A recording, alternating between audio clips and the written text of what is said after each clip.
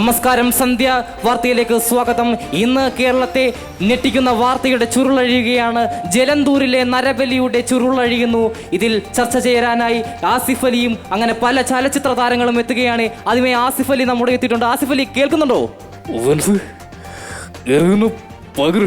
ആസിഫ് അലി വിൻസി അല്ല, ശൈലയാണ് ഈ കേസിലെ പ്രതി.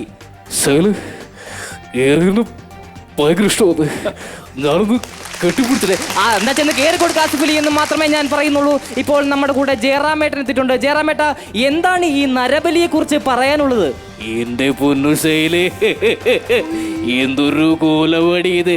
എന്റെ ജയറാമേട്ട, ശൈലയുടെ കോലത്തെ പറ്റിയല്ല പറയാൻ പറഞ്ഞത്, ശൈലയുടെ വിഷയത്തെ പറ്റി പറയൂ. ഞാനെന്ത് പറയാനാ? നമ്മുടെ അച്ചു വർഗീസ് പറയല്ലോ, പറയടാ കുട്ട.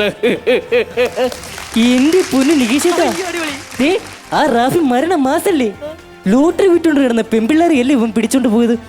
ഇവന്മാരൊക്കെ കൊന്നുകളുണ്ട്. Bloody full. ഞാനേ ഗോവയ്ക്ക് പോവാൻ ഗോവയ്ക്ക്. അജു വർഗീസ് ഗോവയ്ക്ക് പോയ സ്ഥിതിക്ക് നമുക്ക് പിഷാരടിയോട് ചോദിക്കാം ഈ നരബലിയെ കുറിച്ച്. പിഷാരടി, എന്താണ് താങ്കൾക്ക് ഈ നരബലിയെ കുറിച്ച് പറയാനുള്ളത്? നികേഷ് ചേട്ടാ, ഞാനും തെർബിന് കൂടെ ജലന്തൂർ ഒരു പ്രോഗ്രാമിന് പോകുമ്പോ ഈ ശൈല ചേച്ചി ദൂരെ നിന്ന് കൈ കാട്ടിട്ട് പറയുക, ഫ്രിഡ്ജിൽ കുറച്ച് ബിരിയാണി ഇരിപ്പുണ്ടെന്ന്. ഞാൻ പറഞ്ഞു വേണ്ട എന്ന്. അപ്പൊ ആ ചേച്ചി ചോദിക്കുവോ, ചേട്ടന്റെ പേര് പിഷാരശെട്ടി എന്നല്ലേ എന്ന്. ഞാൻ പറഞ്ഞു അല്ലെന്ന്, അല്ലെങ്കിൽ ഞാൻ ആ ഫ്രിഡ്ജിനകത്ത് കയറിയിരുന്നേനെ. ഇപ്പോൾ നമ്മളുടെ ലൈനിൽ സിനിമയിലും സീരിയലിലും തൻ്റെതായ വ്യക്തിമുദ്ര നൽകിയ കലാകാരി സേതുലക്ഷ്മി അമ്മ എത്തിയിരിക്കുകയാണ്. സേതുലക്ഷ്മി അമ്മ, ഈ നരബലിയെ കുറിച്ച് താങ്കൾക്ക് എന്താണ് പറയാനുള്ളത്? നികേഷ്, എന്നെ തന്നെയാണോ വിളിച്ച്? അതേ സേതുലക്ഷ്മി അമ്മ, ഞാൻ അമ്മയെ തന്നെയാണ് വിളിച്ചത്. എന്നെ കൊണ്ട് ഒരു ഉപകാരമില്ലാത്ത കൊച്ച് എന്നെ വിളിച്ചോണ്ട് ചോദിച്ചതാ.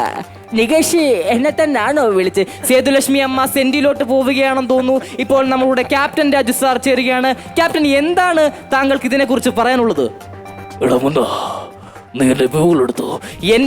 എന്റെ ക്യാപ്റ്റൻ, എന്റെ പേര് മുന്നേ എന്നല്ല, എന്റെ പേര് നികേഷ് എന്നാണ്. എടാ മുകേഷ്, നീ എന്റെ ഉപയോഗം എടുത്തോ. ഇത് കാശ് കൊടുത്ത് പട്ടിയുടെ കടി മേടിക്കുന്ന അവസ്ഥയായിരുന്നു.